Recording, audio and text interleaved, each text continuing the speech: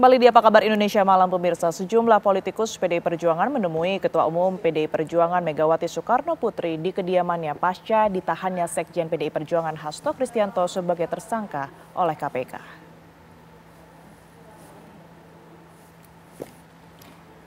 Ya, terpantau di setidaknya ada 4 politikus PDI Perjuangan ya yang telah merapat. Pertama ada Adian Apitupulu yang tiba pukul 10 waktu Indonesia Barat, pemirsa. Kemudian disusul oleh Ketua DPP Bidang Reformasi Sistem Hukum Nasional Roni Talapesi 1 jam kemudian. Menjelang siang hari kemudian terlihat hadir ex-Menteri PPA Bintang Puspayoga pada pukul 12 waktu Indonesia Barat yang disusul oleh Komarudin Watubun, Ketua DPP PDI Perjuangan Bidang Kehormatan pukul 12:10 waktu Indonesia Barat. Sebelumnya pemirsa, pada Jumat malam sejumlah politisi PDI Perjuangan terlihat keluar masuk kediaman Megawati Soekarno Putri termasuk Gubernur Jakarta Pramono Anung.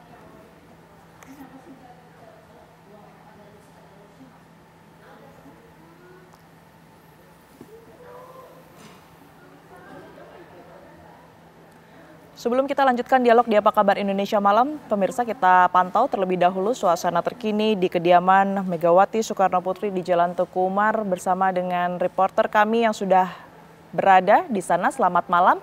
Apa kemudian yang bisa Anda ceritakan dari suasana malam hari ini yang terpantau dari rumah Megawati Soekarno Putri?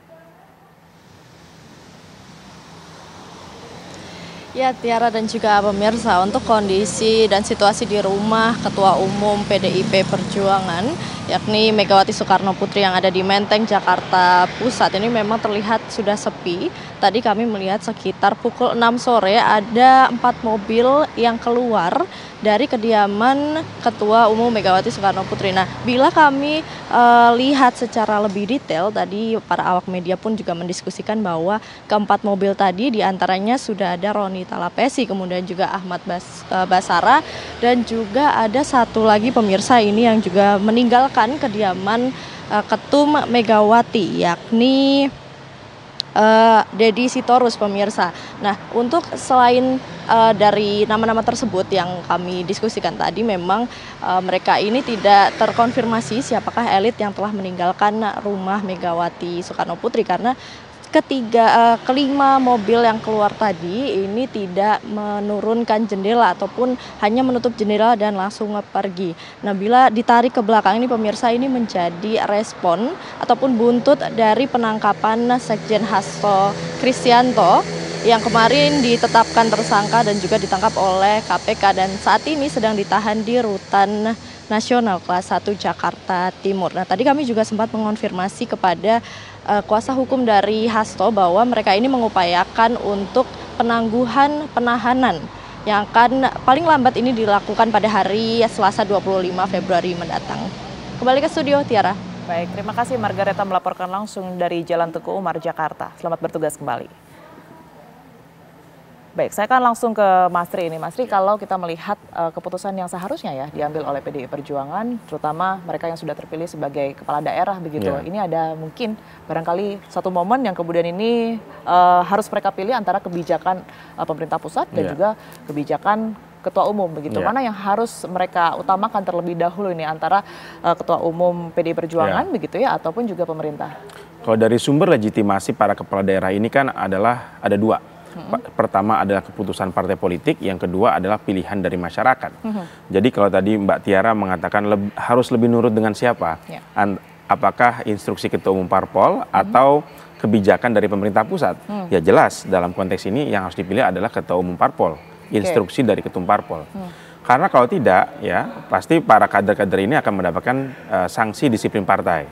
Tetapi dalam konteks yang lain, karena mereka dipilih melalui mekanisme pilkada, seharusnya parpol juga menyadari bahwa kader mereka ini bukan lagi semata-mata milik mereka, tapi juga sudah menjadi milik masyarakat, milik publik yang memilih di dalam pilkada kemarin. Ya, sehingga sebenarnya dengan adanya instruksi ini, saya melihat yang menjadi situasi dilema itu adalah para kepala daerah, karena mereka di satu sisi harus menghormati keputusan parpol, tapi di sisi lain mereka juga harus berpihak kepada masyarakat yang telah memilihnya gitu ya. Jadi ini satu keputusan yang membuat para kepala daerah juga harus berpikir berkali-kali gitu ya. Nah, dari keputusan Ketum PDIP ini ya, yang lebih penting untuk dibaca dan dampaknya adalah terhadap posisi PDIP itu sendiri, Mbak Tiara. Ini sinyal pertama, apakah PDIP benar-benar akan tegas mengambil garis oposisi dalam pemerintahan Prabowo Gibran gitu ya, atau yang kedua memang keputusan ini hanya untuk sekedar dipertimbangkan ya oleh Pak Prabowo, di mana kita tahu bahwa hubungan Ibu Megawati dan Pak Prabowo ini kan komunikasi juga cukup baik sebenarnya gitu ya. Jadi kekecewaan Bu Mega terhadap penahanan Hasto ini diekspresikan dengan mengeluarkan instruksi agar kepala daerah ini tidak mengikuti retret gitu ya. Kalau Anda melihat di sini, apakah istana ini sudah bereaksi begitu ya? Karena kalau tadi kita mendengar sebenarnya kalau untuk retret sekarang masih berjalan seperti pada umumnya begitu. Tapi Anda sudah membaca sinyal-sinyal bahwa istana akan bereaksi atas keputusan dari Megawati ini? Saya melihat ini tergantung komunikasi Pak Prabowo dengan Bu Megawati. Ya, sejauh mana kedua tokoh ini mampu menemukan titik temunya. Tetapi kalau kita lihat kan permasalahan penangkapan Hasto ini lebih merepresentasikan konflik antara Jokowi dan Bu Mega ya, di mana Pak Prabowo sebagai pihak yang berada di tengah itu bisa memainkan kedua poros politik yang sedang berkonflik ini gitu ya. Nah, di sisi lain memang Pak Prabowo memiliki hubungan baik dengan Bu Mega. Pak Prabowo juga di sisi lain juga harus mempertimbangkan ya masukan-masukan dari Pak Jokowi sebagai koalisi politik di pemilu kemarin ya. Jadi saya melihat ini sebenarnya konflik antara Pak Jokowi dan Bu Megawati, namun hal ini sebenarnya bisa dimitigasi dengan komunikasi politik yang relatif sudah terjaga, sudah baik antara Bu Mega dengan Pak Prabowo. Jadi tinggal tunggu saja bagaimana hasil komunikasi Bu Mega dan Pak Prabowo. Oke, baik. Bang Andreas, saya ingin Anda menanggapi ya. Tadi ada satu statement begitu dari Mas Ri yang menyebutkan bahwa ini belum tahu langkah yang kemudian ini diambil oleh Bu Megawati Soekarno Putri ini hanya untuk dipertimbangkan Pak Prabowo saja atau memang sudah secara tegas begitu ya untuk menyatakan bahwa PDI Perjuangan ini ada pada oposisi. Nah, ini seperti apa tanggapan Anda? Itu lihat nanti. Bang Andreas? Nanti kita lihat perkembangan ke depan nanti, beberapa hari ini. Nggak bisa dibocorin nih Bang Andreas. Kalau kita melihat beberapa perkembangan ke depan, tapi kan sementara ini sudah berjalan ya retret dan lain sebagainya. Ini banyak yang kemudian ini penasaran, langkah apa sebenarnya yang nanti akan diambil oleh PDI Perjuangan, Bang Andreas?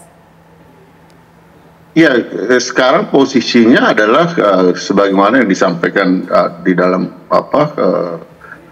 surat yang instruksi yang disampaikan oleh Ketua Umum untuk menunda dan kita menunggu perkembangan selanjutnya.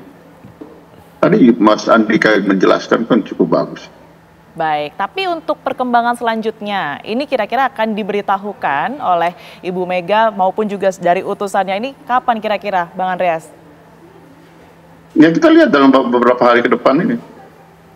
Beberapa hari ke depan, baik. Artinya, tapi sudah ada sinyal baik ya bahwa nantinya kader PDI Perjuangan atau kepala daerah ini bisa seluruhnya mengikuti retret begitu. Kan sudah mengarah ke sana. Ya, Mbak. Kalau soal retret itu kan kemarin juga sudah disampaikan oleh panitia, bisa diwakilkan oleh wakil bupatinya, kalau bupatinya PDI Perjuangan, bisa juga oleh sekda. Jadi bukan hal yang sangat luar biasa. Karena kalau pemerintahan itu kan pemerintah daerah itu kan ada juga wakilnya, ada sekdanya bisa mengikuti, itu sudah dijelaskan kemarin gitu. Jadi soal untuk kepentingan rakyat tetap itu dijalankan gitu. Oke, baik. Saya ke Mas Uki. Mas Uki, ini sudah ada komunikasi belum sih yang kemudian coba dijalin begitu ya dari istana dengan sejumlah pihak dari PDI Perjuangan ini berkaitan dengan retret, setidaknya dari retret ya kita menilai bahwa bagaimana kemudian ini PDI Perjuangan merespons kebijakan-kebijakan dari pemerintah. Ini sudah ada komunikasi tertentu belum? Ya, ini pertanyaannya sudah masuk ke ranah politik ya. Jadi kami dalam hal ini tidak ingin mengomentari ya atau tidak ingin membuat statement terkait dengan ranah politik. Kami juga tidak berada di posisi atau tidak memiliki kapasitas untuk mengomentari atau membuat statement terkait dengan internal partai. Jadi posisi kami masih sama ya antara kemarin dengan sekarang. Posisi kami masih menunggu gitu. Jadi mudah-mudahan bahwa saya dengan Pak Pereira sekarang berada dalam satu frame. Ini juga menjadi ajang komunikasi juga bahwa pemerintah dalam hal ini kantor komunikasi kepresidenan atau institusi kepresidenan lah ya bersama Kemendagri itu masih menunggu dan tetap welcome gitu terkait dengan apabila memang ada kepala daerah yang masih belum datang ya kita tetap welcome. Jadi mau datang tadi, ada juga yang datang tadi, mau datang besok atau besok lusa kami tetap welcome. Tapi semakin banyak kehilangan hari tentu saja kan di sini exercise untuk berkoordinasinya itu kan artinya ruangnya juga semakin sedikit, juga materi-materi yang didapat juga kan akhirnya ada yang miss gitu, kurang lebih seperti itu ya. Tapi satu hal yang pasti kami tidak ingin ya berstatement atau berkomentar terkait dengan ranah politik, juga tidak bisa berkomentar terkait dengan internal partai per partai. Demikian Mbak Tiara. Baik, kita tentunya akan menunggu ya seperti apa nanti keputusan ataupun juga kebijakan dari pihak PDI Perjuangan ini untuk kemudian setidaknya yang paling awal, yang paling kita lihat saat ini adalah mengikuti retret dari kader-kader ataupun juga kepala daerah begitu ya, yang akan berlangsung hingga 1 pekan mendatang. Terima kasih sekali lagi untuk Mas Uki, kemudian juga Bang Andreas dan juga Mas Tri sudah bergabung bersama kami di Apa Kabar Indonesia Malam. Sehat selalu semuanya.